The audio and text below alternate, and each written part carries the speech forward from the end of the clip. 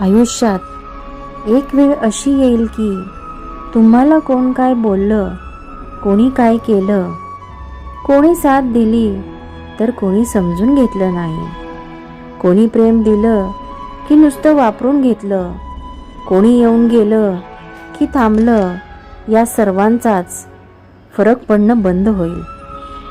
कारण तुम्ही आतून मोडल्यानंतर स्वतःलाच उभं करणं शिकाल.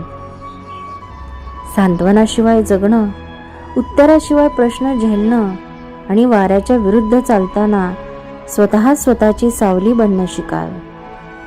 मग कोणी गेला तरी मन कोसळत नाही वा कोणी आलं तरी मन उधळत नाही. तो क्षणच असा असतो जिथे तुम्ही स्वतःचा आधार बनता, कोणाच्याही आधाराशिवाय.